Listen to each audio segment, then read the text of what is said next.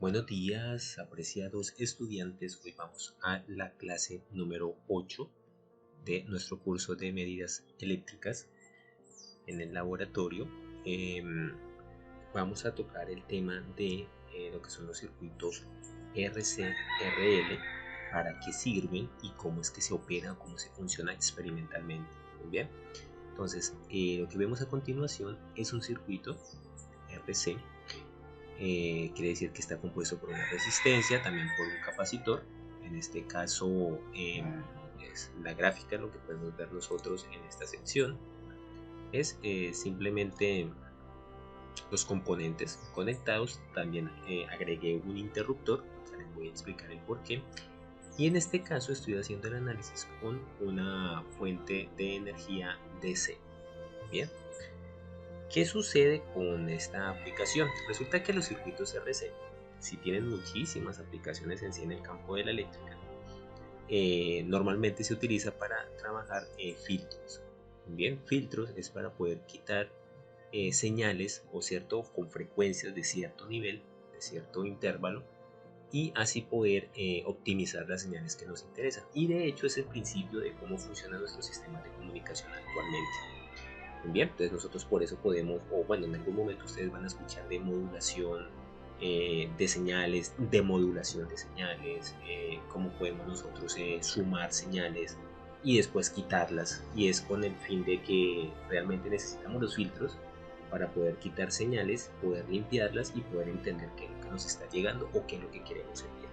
Tiene bastante usos y aplicaciones adicionales, como el modelo de diferentes dispositivos. Es mucho más fácil nosotros poder entender cómo se utiliza o cómo se trabaja un circuito RC que, por ejemplo, irnos a la parte física en sí de cómo trabaja un sensor mucho más complejo. El caso de un piezoeléctrico, resolver las ecuaciones de tensiones que maneja el piezoeléctrico es bastante complejo, pero se puede asociar o relacionar a cómo funciona con un circuito RLC, por ejemplo. Y esas son una de las ventajas que tiene este circuito. Es bastante simple poder trabajar con él. Conocemos cómo responde, que es lo que nosotros estamos viendo en estas figuras. Acá estamos viendo la simulación de un circuito. Les decía que tiene 4 componentes: una fuente de energía DC, una resistencia, un interruptor y un capacitor. El interruptor lo único que está haciendo es generarme este proceso. Bien, eso es lo que yo quiero ver, es la respuesta, esa respuesta exponencial al momento de carga del capacitor. Eso era lo que yo quería ver. Si no le pongo el interruptor, pues él automáticamente, por ser un simulador, me van a arrancar las dos líneas acá. Ok, me van a mostrar que están en el máximo nivel, pues sería lo lógico, ¿no? Entonces, el objetivo del interruptor es poder tener este cambio que ustedes están viendo acá. Esa es la gráfica y la respuesta característica de un circuito RC. Es un sistema de primer orden, causa del capacitor.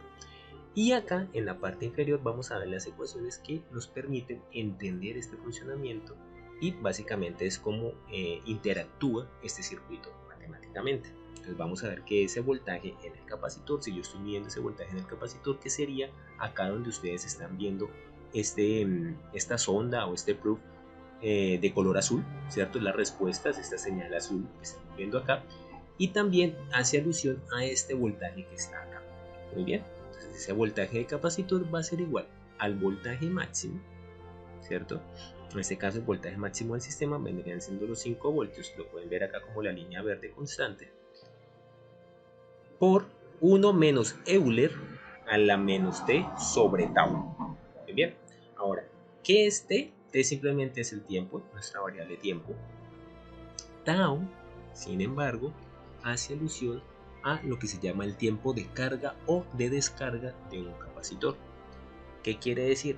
Tau nos va a medir prácticamente el 63-64% de carga que tiene el capacitor.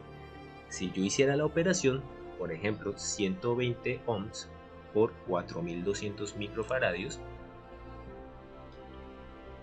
voy a poner un momento acá el lápiz, simplemente reemplazaría acá, ¿cierto? Tau vendría siendo 120 multiplicado por 4200 microfaradios. Si se dan cuenta, 4200 es como si fuera 4.2 por 10 a la 3 multiplicado por 10 a la menos 6, 100 faradios. Quiere decir que yo puedo cancelar, ¿cierto? Ese 4000, ese 10 a la 3, ese 4.2 por 10 a la 3. Puedo restarle por lo menos 3 al exponente. Por lo tanto, me quedaría 4.2, ¿cierto? Milifaradios. Si yo resuelvo esto, vamos a ver cuánto me da. Voy a hacer la operación. 120 por...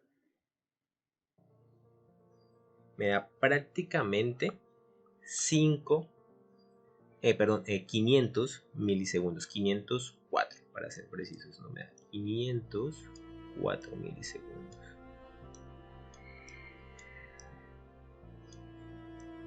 504 milisegundos. Eso es el valor de tau. Quiere decir que en este tiempo prácticamente me está asegurando que estaría llegando al 63% de esa señal. Bien, esto suena muy bien y es el tiempo mínimo que se necesitaría para nosotros considerar que el capacitor está cargado. Sin embargo, para saber cuándo este sistema está estable, que es bien distinto, cuando se estabilizó este sistema, ¿cierto? Se necesita una medición de 5 veces tau. Quiere decir que recordemos que este tau es el tiempo de carga o descarga del capacitor, pero hay un tiempo que le vamos a llamar T sub S, que es el tiempo de estabilización, y esto va a equivaler a 5 veces tau. Vamos a pasar ahora a MATLAB para explicarles más en detalle cómo es que está operando estos 5 tau. Vamos a hacer un programa, un código para sacar esta misma curva y estudiar un poco más acerca del tau. Muy bien, entonces ahora en MATLAB vamos a desarrollar un algoritmo para poder ver la respuesta de un circuito RC. Para ello siempre utilizo las 3 primeras líneas, son como para limpiar la base de datos que tiene MATLAB. Lo que ustedes pueden observar acá como workspace, se van a ir acumulando las variables que ustedes crean, y pues lo mejor es mantenerlo desocupado siempre que vayan a crear un nuevo algoritmo. Eso les va a permitir no cometer errores en los cálculos, estar seguros que están haciendo los cálculos de este script que ustedes están corriendo en esta ventana. Si no limpian el workspace, pueden crear variables repetidas de otros códigos anteriores y después eso generar un conflicto en el momento de hacer el cálculo. Entonces, para ello es recomendable hacer lo siguiente: un close all lo que te va a permitir es cerrar todas las ventanas que hayas abierto, todas las figuras que hayas creado por medio del plot, por medio de los git, por medio de cualquier función que utilices dentro de MATLAB. Te va a permitir cerrar todo automáticamente. Lo siguiente es darle clear, es para limpiar todo lo que está en el workspace. Por eso ustedes acá no ven absolutamente nada. Ahora que corramos el código se van a dar cuenta cómo en esta sección se van a ir creando las variables que estoy definiendo dentro del script. Y CLC, que es para limpiar toda esta parte de acá del Command Windows.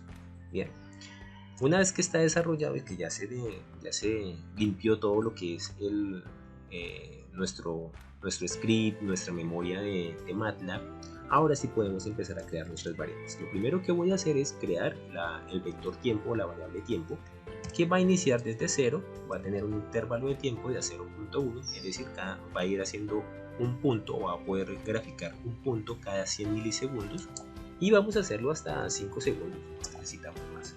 Bien, además vamos a definir el voltaje máximo. Ese voltaje máximo pues va a ser de 5 voltios, ¿cierto? Es una práctica común ir poniendo las unidades. Es útil hacerlo para recordar en qué unidades estamos trabajando.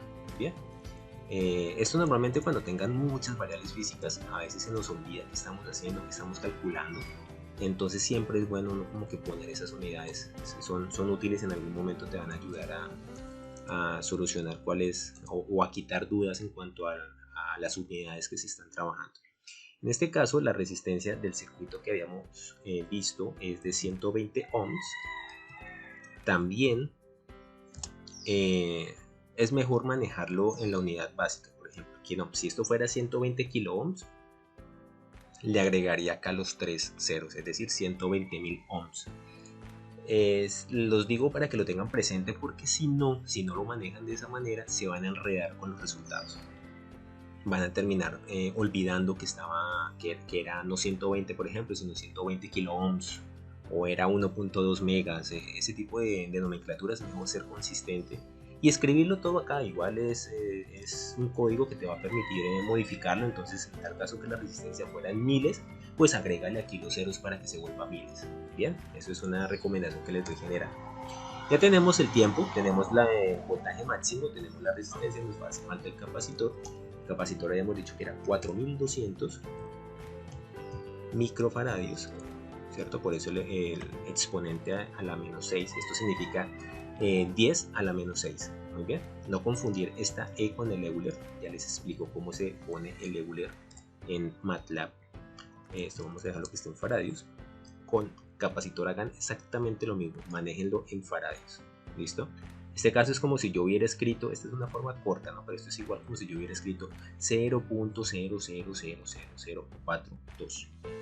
Muy bien. Listo, ya tenemos resistencia, ya tenemos capacitor, nos hace falta tau. Tau lo podemos calcular como R por C. Muy bien. Bien, entonces las unidades, recordemos que de tau, esas unidades vendrían siendo segundos. Algún compañero me había preguntado, bueno, ¿y por qué de ohmios por las unidades de capacitancia, o sea, por faradios me vendría dando segundos? Resulta que los ohmios tienen una cantidad de unidades físicas que básicamente nos vuelve otra vez a dar ohmios, ¿no? Entonces, entre esas tenemos voltios sobre amperio, pero también, si ustedes observan, entre todo ese arreglo de unidades, también hay una que es segundos sobre faradios, y es por eso que también se puede calcular de esa manera. Sin embargo, en la presentación de PowerPoint les dejo todas las formas de poder calcular ohmio, o sea, todas las unidades físicas que podrían dar ohmio, para que tengan eso presente para futuros cursos. De pronto les va a ayudar a tener esa listica resumida, y por si de pronto tienen alguna inquietud como esa gran pregunta que me hicieron de por qué da segundos, ¿no? Pero ohmios por faradios da segundos, y la respuesta es sí se puede. Por cancelación de unidades físicas se puede. Entonces les voy a dar ese tip para que lo tengan allí. Bien. Ahora también debemos calcular el voltaje en el capacitor. Ese voltaje en el capacitor, habíamos dicho que la ecuación era el voltaje máximo por 1 menos, observe, entre paréntesis que voy a poner el Euler. El Euler es EXP, ¿cierto? Y entre paréntesis lo que yo tengo que poner en el valor del exponente, en este caso es menos t dividido tau. De esta manera nosotros entonces vamos a tener esa respuesta del capacitor. Muy bien, entonces en este momento ya tenemos la ecuación, ya tenemos todas las variables, solamente nos queda por qué es lo que nosotros queremos observar. Entonces, para mí es importante primero saber cuánto es ese valor de tau. Es importante saberlo, queremos calcularlo, es el famoso tiempo de carga o descarga del capacitor. Entonces podemos escribir acá el valor de tau en segundos es los puntos. Recuerden que disp es una función de MATLAB para poder nosotros imprimir acá prácticamente en el Commonwealth. Vendría siendo la alusión al print de todos los lenguajes, ¿no? El lenguaje C, de Python, R. De hecho, en ese momento no me acuerdo cómo se escribe en pantalla en R, creo que es print también, pero bueno, viene siendo como lo equivalente.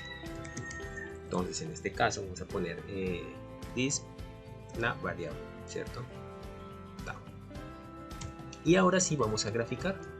Quiero graficar, utilizamos la función plot. Dentro de plot vamos a poner primero lo que iría en el eje X, en este caso sería el tiempo, y luego lo que va en el eje Y, que sería el voltaje del capacitor.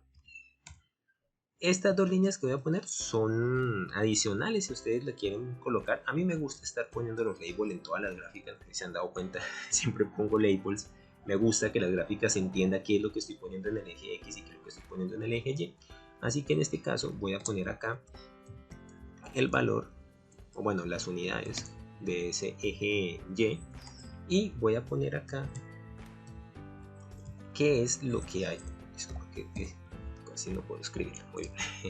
Label. Vamos a poner acá, hay algo importante, esto tiene que ir en comillas, entonces eso aquí vamos a ponerlo, solo que mi teclado me cambia de español a inglés y se me pierden las teclas. Muy bien, entre comillas, ¿cierto?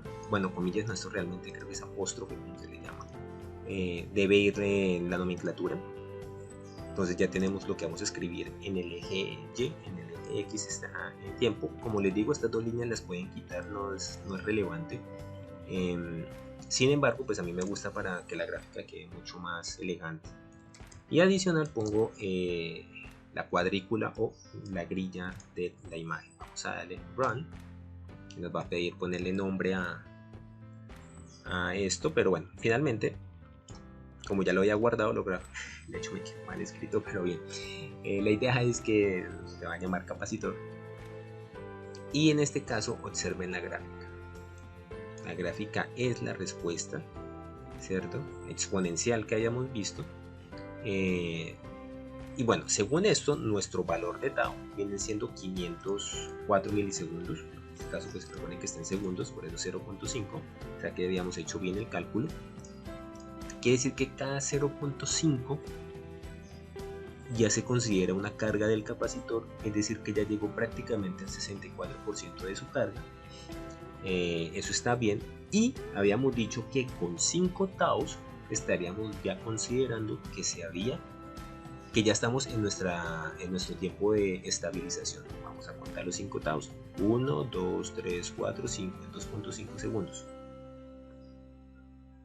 Muy bien, es aceptable, prácticamente, vamos a ponerlo acá, prácticamente sí, está en 4.97 voltios, prácticamente ya se estabilizó.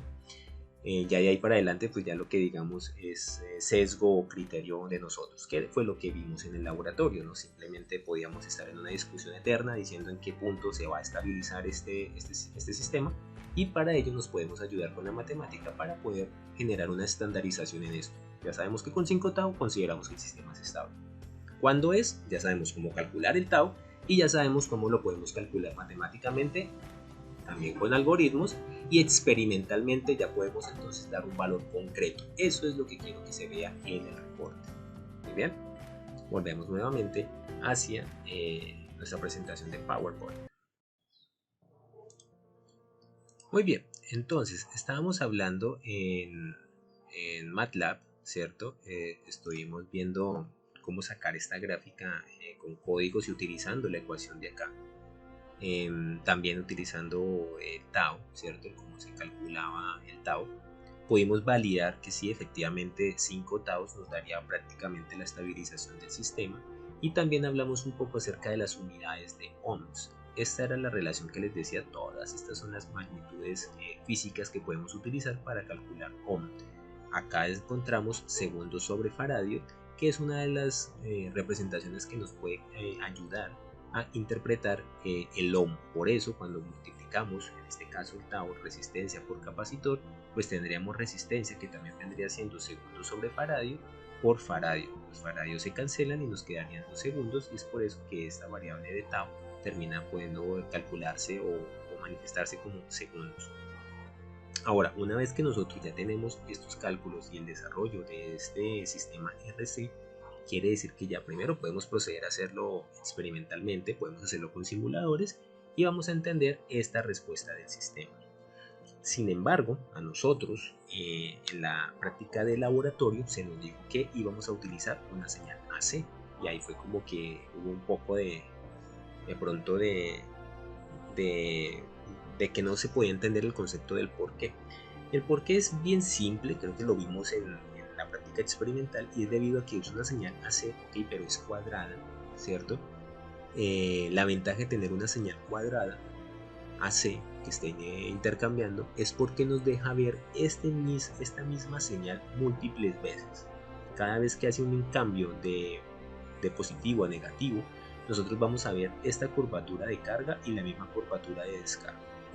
Y eso es lo que hizo interesante este laboratorio. Entonces, para ello teníamos que ubicar un voltaje de 4 voltios pico, una frecuencia de 2 kHz. Sin embargo, recuerdo que modificamos, no recuerdo si fue la frecuencia, creo que fue la frecuencia, pues para poder ver ese cambio mucho más grande, mucho más en detalle, y poder analizar si realmente se cumplía lo de los 5 tau. Se hizo satisfactoriamente. Y bueno, en conclusión, en nuestro reporte debería estar ese tau experimental, ese tau calculado, ese margen de error, ¿cierto? El tiempo completo de estabilización, o sea, los 5 taus, ese voltaje del capacitor y ese voltaje máximo. El voltaje capacitor, recuerden que con el osciloscopio se podía medir. También se puede calcular, obviamente, ya tienen la ecuación acá para calcularlo, pero pues también lo pueden hacer desde el mismo osciloscopio, y de hecho pueden validar, ¿no?, el voltaje medido con relación al voltaje calculado, y también sacar otro margen de error. Esa cantidad de errores que ustedes pueden estar calculando en sus reportes es lo que ayuda a que tenga una mejor discusión. Es decir, la parte de resultados pueden irla discutiendo mucho mejor cuando tienen varios márgenes de error para hablar, porque eso les permite como tener más versatilidad cuando están opinando. Cuando uno no pone errores y no pone muchos resultados cuantitativos, se vuelve difícil expresar algo en un reporte. Simplemente quedaría como, se hizo la práctica y sí, funciona. Como que queda muy vacío, muy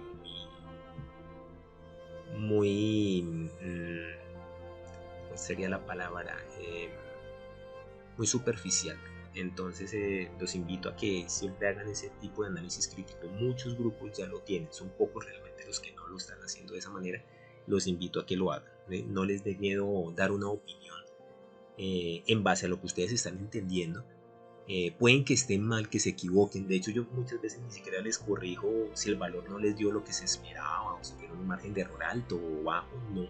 Sino en ustedes cómo interpretan eso, cómo discuten eso. Eso es lo que me interesa, porque eso está bien. Estamos aprendiendo y es normal equivocarse en el laboratorio y decir, mira, el error a mí me dio el 90%. Eso se debió a... Ahí es donde a mí me interesa. ¿Por qué te dio tanto margen de error? ¿Qué es lo que tú piensas con respecto a eso? Eso es lo que me interesa a mí más de que el error sea el 90%, ¿no? Obviamente no han llegado a eso, pero es un ejemplo. Adicional tenemos los circuitos RL. Estos circuitos RL se caracterizan porque su respuesta va a ser algo similar, ¿cierto? Ustedes pueden ver acá esa respuesta en la gráfica, prácticamente la misma. Sin embargo, las unidades son las que cambian, ¿cierto? Aquí estoy hablando de corriente del sistema. Observen que el sistema tiene prácticamente la misma forma de construirse: una resistencia, un interruptor, un inductor y una fuente de alimentación DC. Esto es con el fin de poder ver esta respuesta. Muy bien, recuerden que aquí hay un cambio significativo y es el valor de tau. Tau, en este caso, lo podemos identificar como L sobre R. Esta L sobre R, pues listo, ya podemos calcular el tau. ¿Cuál es el tiempo de carga de corriente? Ya nos olvidamos de voltaje, estamos hablando de corriente. Recuerden que el inductor tiene la capacidad de cargarse de corriente. Es bien difícil que se descargue. De hecho, es de los más difíciles. De ahí vienen un montón de conceptos y de teorías de fuentes de alimentación prácticamente eternas o infinitas, ¿cierto? Gracias a ese fenómeno que pasa con el inductor. Y él lo que está trabajando es corriente. Entonces, observamos nuestra ecuación, la que está gobernando este circuito en cuanto a la corriente que está pasando en el inductor. Nos damos cuenta que la corriente sub L va a ser igual a la corriente máxima de este circuito con relación a 1 menos Euler a la menos T sobre tau. Prácticamente lo mismo que hicimos en el capacitor, en este caso solamente pues que estamos trabajando con corriente. Bien, entonces partiendo de esto, pues simplemente en MATLAB es hacer lo mismo, ¿cierto? Poner en la corriente máxima, el desarrollo es exactamente igual, teniendo en cuenta pues que tau va a ser L sobre R. Y de esta manera pues podríamos calcularlo igual. No lo hago porque es exactamente el mismo procedimiento. También, de hecho, para la práctica de laboratorio, también se utiliza una señal cuadrada, los mismos aspectos prácticamente que se habían trabajado para el capacitor, ¿cierto? 4 voltios pico como alimentación, 2 kHz de frecuencia. No recuerdo realmente cuál fue la frecuencia que terminamos utilizando en la setup experimental. Recuerden que ese cambio de frecuencia fue debido a que queríamos ver mucho más grande este efecto para poderlo medir más fácil. No es que no funcione con 2 kHz, va a funcionar con 2 kHz, pero el uso o el objetivo de haber variado esa frecuencia es que nos permitía ver esta gráfica de comportamiento exponencial mucho más grande y se vio muy bien. De hecho, les había explicado en el laboratorio que cuando estamos trabajando con inductores podemos medir voltaje, no corriente. Estamos hablando que aquí era corriente, etcétera, etcétera. Pero con el inductor pasa algo interesante, es que en el momento en que él se está cargando prácticamente se va a comportar casi como un cortocircuito. Entonces quiere decir que una vez que él se carga, en el momento en que yo cierro el interruptor, va a tratar de supuestamente descargarse el voltaje. Entonces vamos a ver este comportamiento invertido, va a haber una caída prácticamente de voltaje hasta llegar a cero. Y así fue como lo trabajamos en el laboratorio. La ventaja es que como teníamos una señal cuadrada, pues en el intervalo negativo podíamos ver entonces este efecto prácticamente igual, ascendente. Fue la única variación que tuvimos en el setup experimental. Posteriormente nosotros habíamos trabajado o hablado un poco acerca de los filtros pasivos. Filtros pasivos porque estamos trabajando con elementos pasivos que no consumen energía adicional. Caso opuesto con los amplificadores operacionales o los OP-Amp. Los OP-Amp es un arreglo de transistores que necesita una alimentación adicional para hacer este mismo proceso. Bien, esa es la diferencia entre ambos. Resistencias y capacitores simplemente se alinean con la misma fuente de energía con la que tú estás enviando información o señales AC al sistema. En cambio, un OP-Amp, ¿cierto? Un amplificador operacional, ese circuito integrado que viene con transistores integrados, él lo que va a hacer es una respuesta igual de filtros, pero él necesita recibir tanto la señal AC como la señal DC. Es decir, necesitas polarizar esos transistores y ahí es donde varía, porque consume mucha más energía para hacer el mismo trabajo. Bueno, estoy siendo un poco duro con los amplificadores operacionales. Son mucho más efectivos en el momento de trabajar filtros. De hecho, si observamos en los filtros, ya hablamos un poquito más en detalle qué es un filtro, pero esta es la representación de un filtro, ¿cierto? De un filtro pasabajas. Significa o se refiere a pasabajas, a que son frecuencias bajas, es decir, frecuencias que están por debajo de esta frecuencia de corte o esta frecuencia límite, el sistema las va a dejar pasar. Si la señal era una señal sinusoidal de 1 voltio pico a pico, todas las señales que yo pase por acá, antes de la frecuencia de corte, vemos que la frecuencia de corte es 2 kHz, antes de las frecuencias de 2 kHz, todas las frecuencias van a pasar con 1 voltio pico a pico de amplitud. Cuando lleguen a la frecuencia de corte van a empezar a reducir esa amplitud hasta que prácticamente llega a cero. Eso es un filtro. Sin embargo, nosotros tenemos toda esta ventana de acá, este triangulito de acá, es nuestro gran problema. ¿Por qué? Porque no quita la frecuencia de una vez. Ahora, ¿cuánto es esta frecuencia? Eso se puede sacar también, se puede hacer el análisis. No es el objetivo de esta práctica, pero también se puede hacer el análisis. Ahí es donde el filtro pasivo y el filtro activo tienen una gran diferencia. Toda esta margen de acá disminuye considerablemente con un filtro activo. Es decir, es muchísimo, voy a ponerlo por acá, es muchísimo más corto, o sea que es mejor el funcionamiento de ese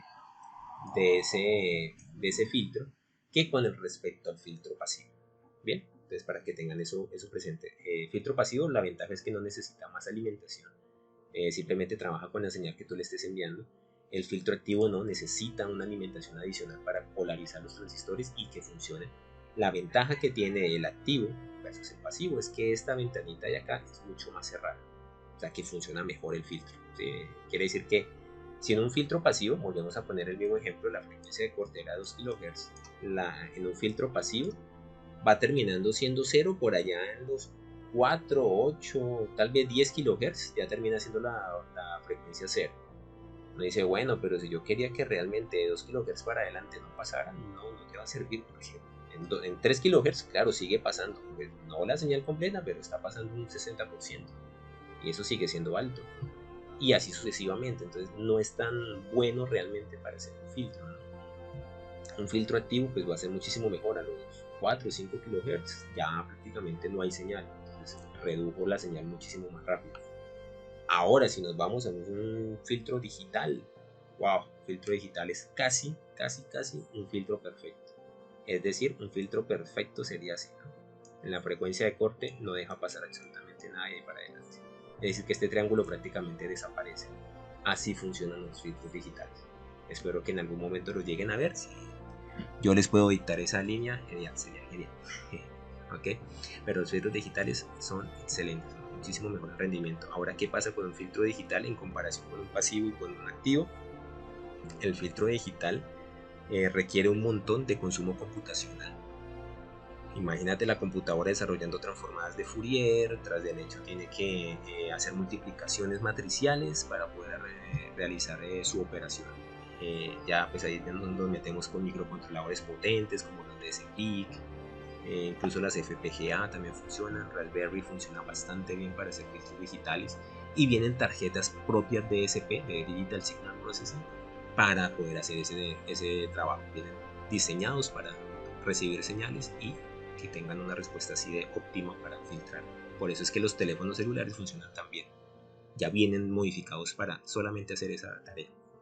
Ahora creo que me fui un poco por la tangente acerca de los filtros, pero quería darles esa diferencia entre los activos, los pasivos y los digitales. Muy bien. Retomando entonces, normalmente tenemos 3 tipos de filtros, 4 tipos de filtros. Están los filtros pasabajos, deja pasar frecuencias bajas a una frecuencia de corte calculada. ¿Cómo calculamos esa frecuencia de corte, profesor? Fácil. Esta es la ecuación con la que podemos calcularlo. Viene diciendo 2pi, frecuencia de corte es igual a 1 sobre 2pi por R por C. Profe, que tengo un circuito RL, ¿cómo calculo entonces esa frecuencia de corte? Ok, recuerden que esto prácticamente es como si fuera tau, ¿cierto? Es decir, que esto es igual a 1 sobre 2pi por tau, ¿cierto? Sabemos que R por C es tau.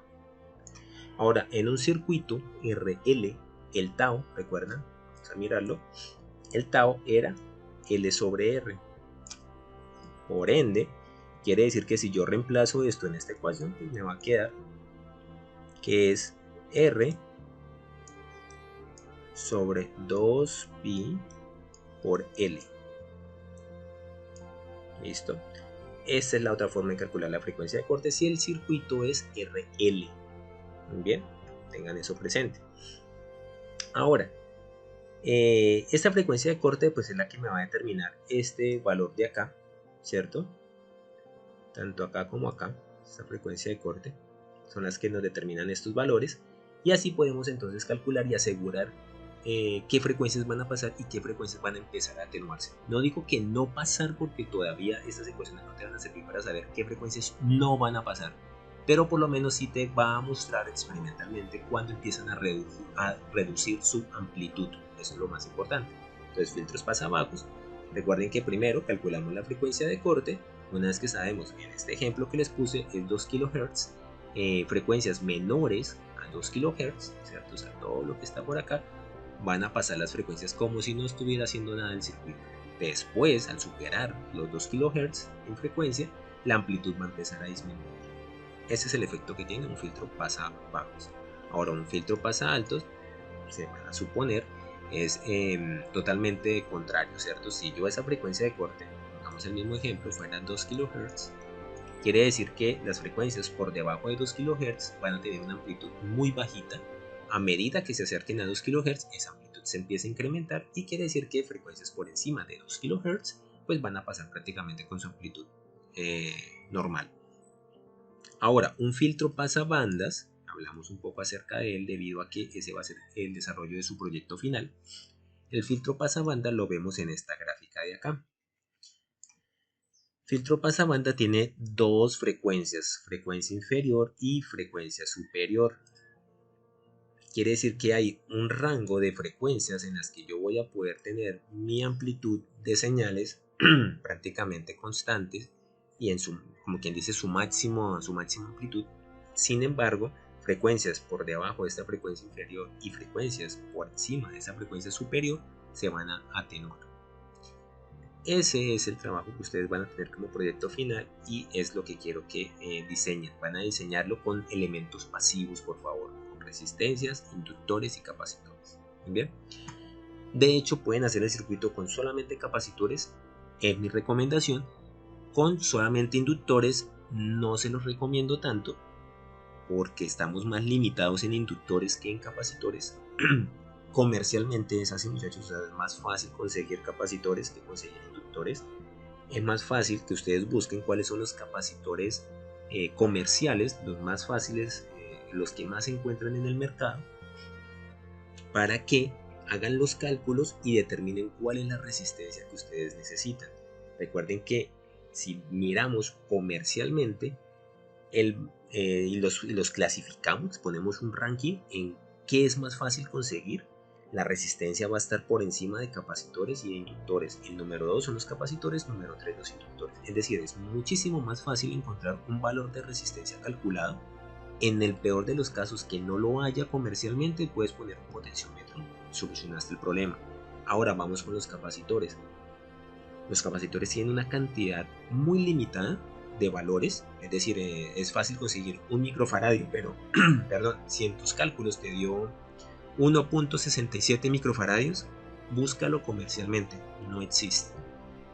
Perdón. Entonces tienes que o empezar a jugar con un arreglo de capacitores en paralelo, recuerda que capacitores en paralelo se comportan como resistencias en serie, o buscar un capacitor variable, también los hay, pero también son limitados. Entonces mi recomendación es, para hacer ese tipo de análisis, es mejor dejar un capacitor que conozcamos. Decimos, mira, voy a conseguir un capacitor de 4.7 microfaradios, es un capacitor comercial, prefiero con ese lo dejo como un parámetro y calculo la resistencia, que la resistencia me dio 168.2 ohmios. Ok, cojo un potenciómetro de, no sé, de 1 kHz, de 1 kiloohmio, perdón, lo varío hasta que lo pongo exactamente en 168 lo que sea, y me funciona, me va a funcionar bien. Sí, espero que me hayan entendido la idea. Entonces, ese es el filtro pasabajo, pasabanda. Va a tener un rango de frecuencias que va a permitir pasar la señal sin alterarla, y va a tener los dos límites, tanto el límite inferior como el superior, donde al pasarse de esos límites, pues la señal se minimiza su amplitud. Eso es lo que quiero que ustedes calculen, que piensen, que investiguen y analicen cómo lo van a realizar. Los elementos los hay en el laboratorio. Si igual vamos a dejarle 2 semanas a esto, así que ustedes van a poder estar yendo como si fuera clase común y corriente. Ustedes van a ir, van a hacer su diseño, yo voy a estar ahí, así que me pueden preguntar. No cómo se hace, pero pues sí me van a decir, como profesor, tenemos por lo menos, no sé, esta resistencia o este capacitor. Y yo, sí, claro, mira, toma, le paso lo que hay en el laboratorio para que lo puedan construir, ya que no tienen que comprar nada. Si lo quieren comprar, está bien, igual las resistencias son bastante económicas. Mi recomendación, no lo necesitan realmente, en el laboratorio hay bastante, así que podemos trabajar con lo que hay allá. Listo, entonces esos son los tres filtros principales. Hay otro filtro más que es el rechazabanda. Perdonen el desorden, chicos, pero voy a hacerlo por acá. Ese filtro rechazabanda básicamente trabaja de esta manera, donde vas a tener una frecuencia inferior, igual que en el pasabanda, vas a tener una frecuencia superior, y en este rango pues no deja pasar nada, o pues disminuye su amplitud. Les decía que los casos de aplicación básicamente es para quitar señales adicionales en un punto específico, cuando se trabajan con señales ECG, las señales del electrocardiograma o para el corazón. Los latidos que tenemos los humanos normalmente vienen siendo 60 pulsaciones por minuto, y cuando lo miramos en Fourier y sacamos las frecuencias y todo, básicamente tenemos un problema bien grande, y es que viene hay un montón de ruido en la señal como tal. Los mismos 60 Hz de los equipos de instrumentación se ven presentes cuando estás utilizando electrodos para sacar esa señal del corazón. Por lo tanto, tenemos que mínimo hacer un filtro rechazabanda o filtro notch para quitar justamente la frecuencia de 60 Hz, pero que no me dañe la señal del corazón como tal, que es la que quiero ver. Entonces se vuelve bien interesante el tema, porque necesitas este tipo de filtros para empezar a quitar esas frecuencias características. Entonces es así como trabajaría, pero no es tan conocido. O sea, en el mundo de bioingeniería es bastante conocido. En electrónica o en eléctrica como tal casi no se utiliza el rechazabanda, salvo que la aplicación sea bastante específica. Son mucho más específicos, mejor dicho, lo que quiero decirles con este filtro. No es como que no sea utilizado, sí es bastante utilizado, pero es muy específico su tarea. El pasaband y los demás filtros son los más utilizados, los más conocidos en sí, en este mundo de eléctrica y sobre todo de telecomunicaciones.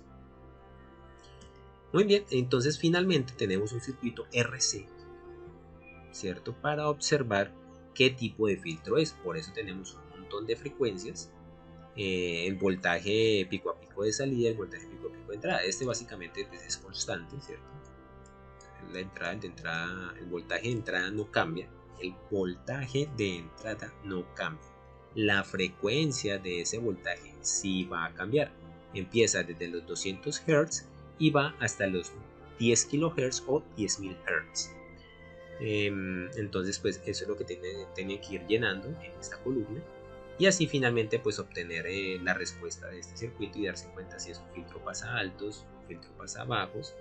Y evidentemente no es ni pasabanda ni rechazabanda, pero es un filtro pasa bajo, un filtro pasa altos. Entonces eso es la parte tercera de esta práctica. Bueno, espero que con esto les haya quedado un poco más claro, espero haberles podido ayudar un poco más, y bueno, nos veremos en clase para seguir con estos circuitos RC y RL. Gracias por su atención.